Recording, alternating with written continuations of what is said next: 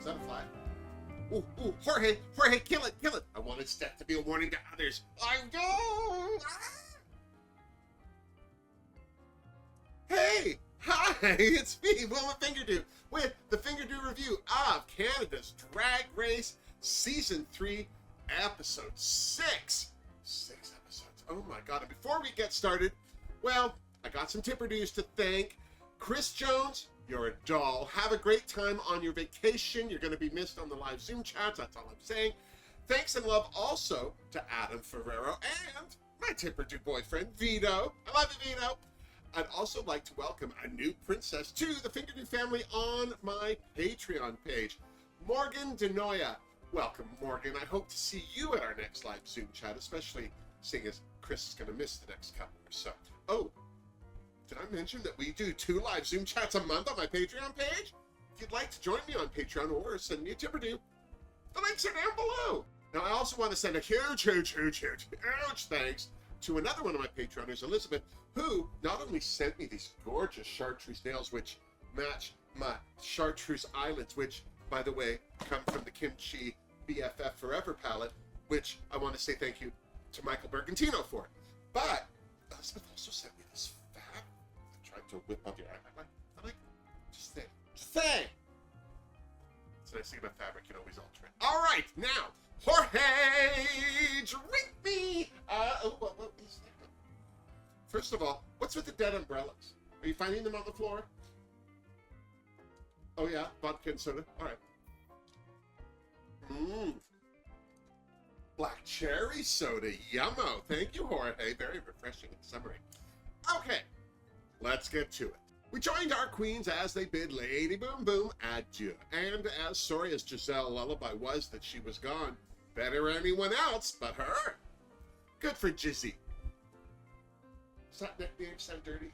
I can't call her Jizz. She told me not to.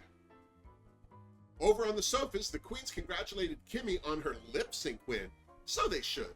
That survivor of the third world, her words, not mine, really gave them all a show. Bombay let off a little steam by congratulating everyone for surviving the Snatch game. And Jada was on top of the moon. The other queens corrected her by saying it's on top of the world, but I think Jada knew what she said. Miss Vanderpuss was disappointed not to have won the Snatch game, and watching Giselle basking in her well-deserved glory couldn't have made it easier. I'm so serious. But let's not let hurt feelings diminish not only Giselle's win, but the fact she's the first French-Canadian to win the Snatch game. Toutes nos félicitations, Giselle! Mwah! Seriously. Serious, Mo? Stop there, Mo? The next day in the workroom, as Kimmy was going on about how great she was, taking out Boom Boom, Jada Shada questioned the other queens, referring to Booms as the front runner. Apparently, the other queens were sure Booms would make it to the finale. So did I, if I'm honest. But Jada Shada seemed more bothered that they didn't see her as competition. That is, until she thought not being seen as a threat could help her be a silent killer. Yes, Silent Killer was my nickname in high school, but it wasn't for drag. Irma was riding a high after her successful Snatch game showing too, even if she has no idea that fourth gear is the fastest in a standard transmission. Drag racing, indeed. What are they teaching these East Coast queens? Seriously. Poor Bombay, her talking about missing the mark a few times broke my heart. I love that she can see where she's getting tripped up, and that she's not too proud to ask for advice. Here's to Bombay, and here's to Giselle, who wasn't too insecure, to give her some, as opposed to Kimmy, who outright refused. In case Bombay ended up winning. Someone's gunning for Miss Congeniality. Then Tracy Melcher arrived in a stunning, it stole my look, jumpsuit with this week's mini challenge. The queens would be taking drag family portraits, and Tracy would be the photographer. Vivian, Kimmy, and Fierce would be shooting a season's greeting holiday shot. Bombay and Irma would be shooting a tropical vacation photo, and Giselle and Jada's portrait would celebrate their growing family. To say. 25 minutes later, Team Holiday Shot was camera ready-ish. I found this photo shoot odd. It was like I was watching the ambitious lead the useless. Just me? Although Vivian seemed a little heavy-handed with the setup to their poses, I wonder what they would have gotten if they had just been the other two. Seriously. Team Vacay was next. I love Bombay and Irma's idea that they're sending their holiday shots to their ex-husbands. It certainly explained why they were divorced at any rate. The train wreck that was the family that Giselle and Jada Shada created almost deserved its own sitcom. Almost. So, when the mall had closed, it was announced that the winner of the mini-challenge was Jada Shada Hudson. Well, I would hope so. She pushed people out of her hoo-hoo. And then it was Maxi Challenge time, and I have to say, I thought this was a great Maxi Challenge. Not only did the queens get to curate their own 6-pan makeup palette, they would have to market it and create their own makeup look with it. I've always wanted to curate a palette. I think it would be fun. It would certainly beat asking people if they'd want fries with that. As the queens discussed their ideas, Bombay said that her comedic ad was about standing out like a 90s supermodel. Always helpful, Jada Shada out and out told Bombay that 90s supermodel wasn't for her. You could tell this was full on Shada Shade because Stunalicious. Speechless. Jada's idea was to be the turn-up girl, as in she turns up at the club, parties, wherever. But when she first said it, I thought she meant turn up as in the root vegetable. Just me? Braggalicious was feeling confident because not only is she on the TikTok, but she's also been in a commercial. A real one.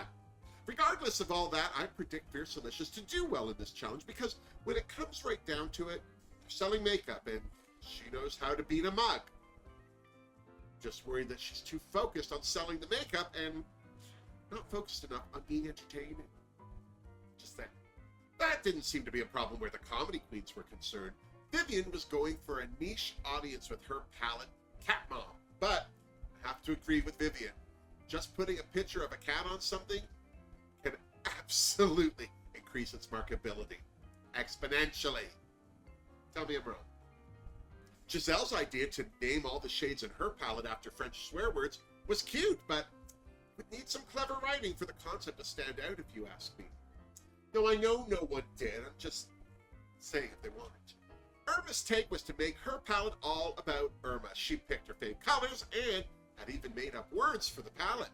This was something that Bombay was noticing with the other queens, how they were personalizing their palettes. So she asked them for advice.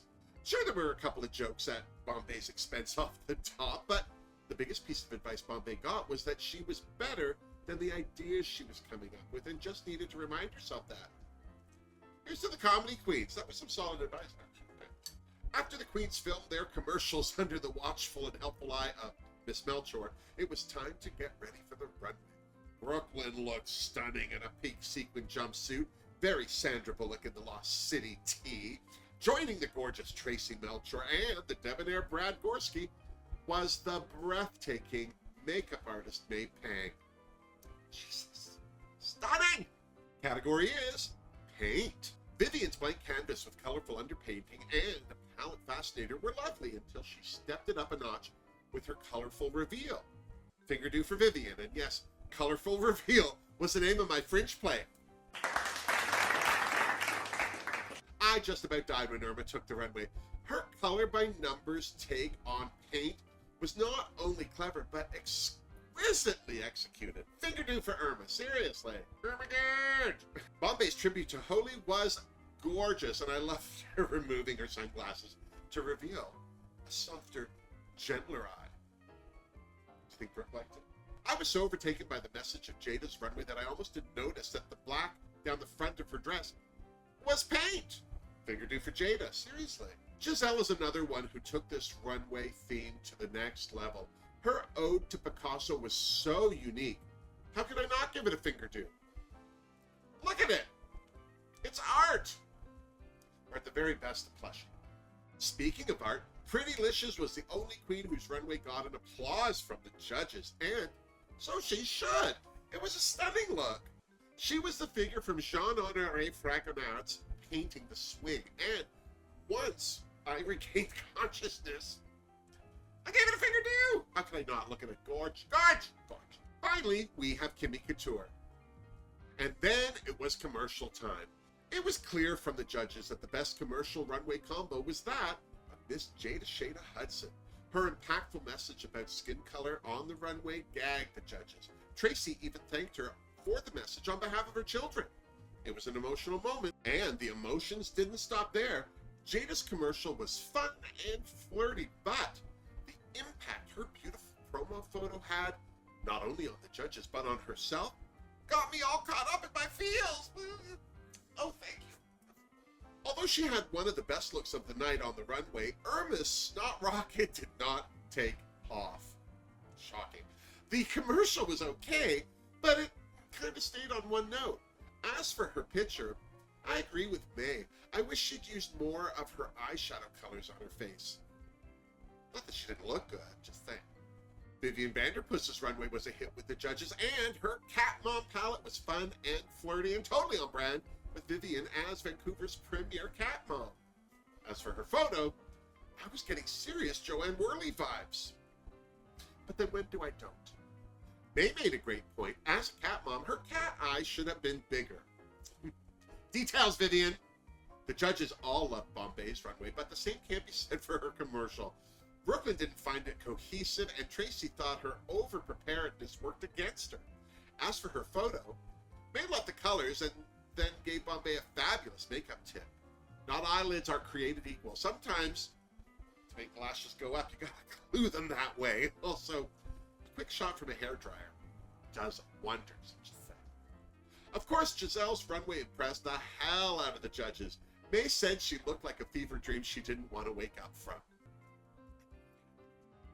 But, as far as her commercial was concerned, the judges felt she'd left out, well, the commercial. It was just jokes, jokes, jokes. Hey, I didn't say they were good jokes. Thank goodness Giselle had this stunning promo photo to fall back on. Seriously. Told You So Alicious rocked everything. This was another queen who killed it both on the runway and in her commercial. Needless to say, the judges all gagged over her runway, but Wham-alicious' commercial killed it. The palette had her name on it. There were 2 different 3-color combos to go from day to night, and she pointed out that the shadows could be used on the cheeks and lips as well. And let's just say it, there was this face to sell the hell out of it. All in all, Surprise-alicious impressed the hell out of me, and more importantly, the judges. Hell, Paint-alicious' makeup was so perfect that May quit the business right there and then. Here's to shut the haters down, Alicious, ruining lives as she reaches for the top. But finally, it was singer, actress, dancer, and scientist Kimmy's turn, and clearly her runway was a favorite of no one, but the judges seemed to like her commercial for Transcending Palette. It was a simple commercial, but it was also boring. There was no life in it, unlike her campaign photo, which was gorge. Back in the Untucked Lounge, the queens were at a loss for who was in the top. Everyone seemed to have plus and minuses on their scorecards, but I have to say that from the judges' reaction, I thought Comes From Behind Delicious was the clear winner this week. But the other queens were voting for Jada for a second win. Poor sweet Bombay was starting to doubt herself. She was taking the judges' critiques about her makeup to heart and was worried that the world would think she's a bad drag queen because of it, poor thing. Bombay, makeup doesn't make you a good drag queen. You do. Seriously. Well, that and blending. Back on the main stage, as I predicted, the winner of the week was Sucka My Eleganza-licious. Here's to her, seriously. The queens that were in the bottom, unfortunately, were my East Coast boo, Irma Gerd, and, as expected, Bombay, bless her. They had to lip-sync to Keisha Shantae's Table Dancer. Now, I don't know if this lip-sync went well for either queen. Irma seemed to be all over the place with her performance, and I feel like Bombay would have won if she just kept her runway look on. I think she would have done a great lip sync in it, but she removed it to reveal this black vinyl catsuit that she spent the rest of the evening hiking up, which I hate. Needless to say, it was distracting. So, when the music died, I wasn't surprised that it was Irma who Shantae'd, and it breaks my heart to say it, Bombay is the 8th queen to sashay away on Canada's Drag Race. Here's the Bombay. It's gonna be a huge star watch. So, what do you think? Did the right queen win? Were the right queens at the bottom? Did the right queen go home? Let me know what you think in the comments down below. And while you're down there, give this video a thumbs up, subscribe to my channel, and check out my links for ways that you can help support me and my channel. Until next time, miss me! Seriously, Morgan. So sorry that Bombay went home. I really liked her. But she wasn't going to win. No offense. But yeah, she was a little rough. She needs to finish baking. Once she gets that makeup down, you know, I'm expecting that she'll show up for All Stars and we won't even recognize her. Like Kahana Montrese for season 8, All Stars 8. I saw pictures of her. I didn't recognize her. Looked like a totally different person. He felt with Alicia's winning, because nobody brought her name up backstage in the Untucked Lounge. Nobody. Jada. Oh, Kimmy was even cutting people down for certain things in their runway versus their commercial to make herself feel better. But it was the unsung whiner in the corner that won. Wonder if that'll change anyone's opinion of her. No, they probably just think it's a fluke.